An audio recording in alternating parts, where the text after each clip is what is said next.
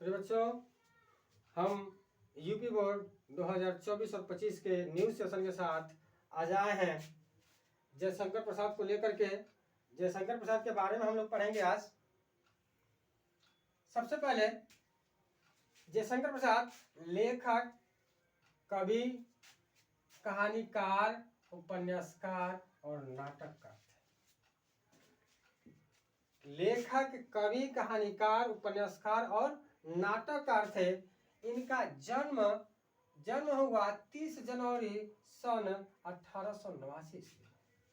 जन्म हुआ था 30 जनवरी 1889 ईस्वी। जन्म स्थान है वाराणसी और इनके माता का नाम है श्रीमती मुन्नी देवी। पिता का नाम है बाबू देवी प्रसाद। और इनकी जो प्रारंभिक शिक्षा थी, प्रारंभिक जीवन इनका शिक्षा, जैसे बच्चों का प्रारंभिक शिक्षा होता है, सभी का होता है, इनका भी प्रारंभिक शिक्षा घर पर ही हुई थी। कहीं और नहीं, स्कूल में नहीं गए थे, घर पे ही इनके माता पिता के द्वारा इनकी शिक्षा प्राप्त हुई थी। कौन कौन सी भाषा में इन्होंने शिक्षा प्राप्त किया था? तो हिंदी, संस्कृत और फारसी। हिंदी, संस्कृत और फारसी भाषा में। और ये जब 9 वर्ष के थे, मात्र 9 वर्ष के थे, तभी इन्होंने 9 वर्ष की उम्र में ही ब्रज भाषा में, हिंदी, खड़ी बोली हिंदी, ब्रज भाषा में कलाधर उपनाम, यानी कलाधर उपनाम से इन्होंने लिखा है। कलाधर उपनाम से इन्होंने रचनाएं भी की है। सवैया रच दिए थे।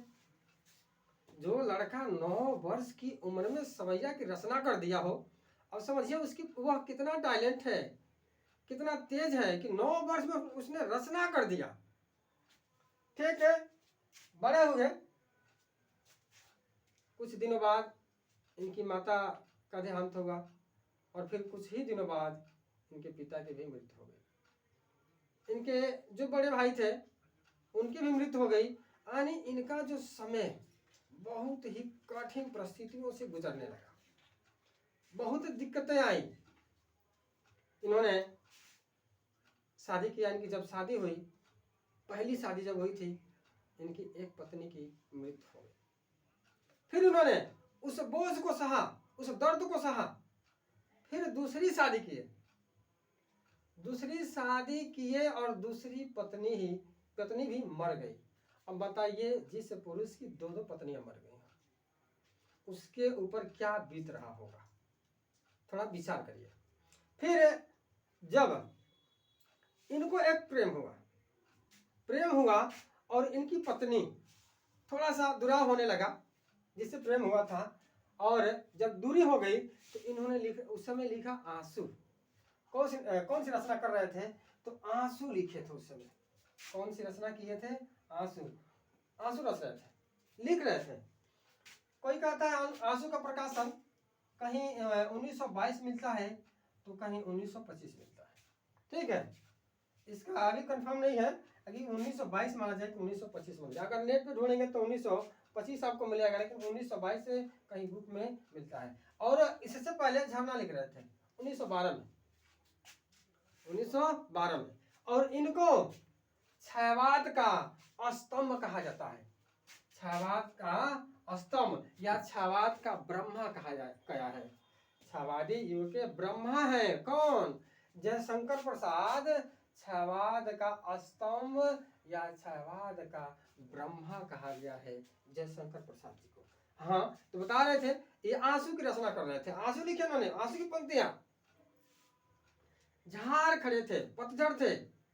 उन्होंने उनकी उसमें कुछ पंक्तियां आपको सुना रहे कि झाड़ खड़े थे, पतझड़ थे, सूखी सी फुलवारी में, किस लय नौसमन बिछाकर आए तुम इस क्यारी में। उससे दर्द भरी जो घटना है इनके साथ जो बीता था, वो ये घटनाएं इन्होंने आंसू में प्रदर्शित कर दिखाया, आंसू में लिख करके लोगों के सामने प्रदर्शित किया है, दिखाया है। फिर तीसरी शादी हुई और वो भी पत्नी इनकी मर गई थी। ठीक है, यानी दुखों का पहाड़ टूट पड़ा था जयशंकर प्रसाद के ऊपर, जिनकी 3 पत्नियां मर चुकी हों। उसकी हालत कैसी होगी? वह कितना कष्ट में होगा, फिर भी वे क्या कर रहे थे, यानी अपने अंदर की जो दर्द थी उसको पत्रिकाओं में छाप रहे थे, यानी रचनाओं के माध्यम से उसको लोगों के सामने बयां कर रहे थे, दिखा रहे थे कि मेरे अंदर इतना कष्ट है। फिर देखेंगे उनकी पहली रचना आई थी, पहली कविता सावक पंचक, जो 1906 ईस्वी में, यानी पहली रचना है, यानी पहली रचना इन्होंने सावक पंचक, यानी पहली कविता जो इन्होंने रचा था सावक पंचक के नाम से, और 1906 में भारतेंदु पत्रिका में प्रकाशित हुई थी। भारतेंदु पत्रिका में प्रकाशित हुई थी ये। अब काव्य इनकी देख लेंगे, काव्य रचनाएं, ये ज्यादा पूछता है, आप इसका नोट्स और अमल से ही बनाएंगे, ये पूछता है ज्यादा, ये काव्य रचनाएं जरूर पूछता है हर एक एग्जाम में, चाहे यूपीपी हो, पीजीटी टीजीटी हो, हाई स्कूल हो, इंटरमीडिएट हो, बीए हो, इसमें एमए हो, इसमें इनकी रचनाएं पूछी जाती हैं। प्रेम पथिक, करुणालय, ये काव्य नाटक है, करुणालय आपका काव्य नाटक है। कानन कुसुम, चित्राधार, आंसू, झरना, क्षयवाद की प्रतिनिधि रचना आंसू को नहीं माना जाता है, झरना को माना जाता है। अगर पूछ दिया जाए कि क्षयवाद का प्रतिनिधि रचना कौन है तो आप बताएंगे झरना। झरना, कमायनी, कमायनी तो जानते हैं, 1935 में कमायनी, यानी आखिरी रचना इनकी है, 1935 में कमायनी की रचना की और 1937 में इनकी मृत्यु हुई थी। देखेंगे कमायनी, ये महाकाव्य, महाकाव्य कमायनी की रचना इन्होंने कर दिया, इस पे मंगला प्रसाद पारितोषिक से सम्मानित किया गया। जयशंकर प्रसाद दुकानी, मंगला प्रसाद पारितोषिक मिला था इनको, किस पे, किस रचना पे, तो कमायनी पे। किस पे मिला था, कमायनी पे। इनके उपन्यास देख लेंगे, मुख्य मुख्य हम रचनाएं इनकी बता रहे हैं आपको। कंकाल है, तितली है, इरावती है, और कहानी देखेंगे, कंकाल, तितली, इरावती, ठीक है, ये इनके उपन्यास है। कहानी आंधी, आकाशदीप, इंद्रजाल। और देखेंगे नाटक, उर्वशी, प्रायश्चित, अजातशत्रु, स्कंदगुप्त, चंद्रगुप्त, एक घूंट, यानी आज और भी कहानियां हैं इनकी। आज इन्होंने चंद्रगुप्त नाटक जब लिखा, चंद्रगुप्त नाटक में एक पंक्ति आपको सुना रहे हैं चंद्रगुप्त नाटक की। जब कार्नेलिया एक वृक्ष के नीचे बैठी हुई थी, हाँ, जब वह दुखी होकर के बैठी हुई थी, किससे, अंग्रेजों से दुखी होकर के बैठी हुई थी, और कह रही है कि यह मधुमय देश हमारा, जहाँ अनजान क्षितिज को मिलता है सहारा, यह हमारा मधुमय देश है, और यहाँ कोई भी अनजान व्यक्ति भी आता है तो उसको सहारा मिलता है हमारे देश में। ठीक है, जब ये रचनाएं कर रहे थे, यानी किस युग में, क्षयवादी युग में,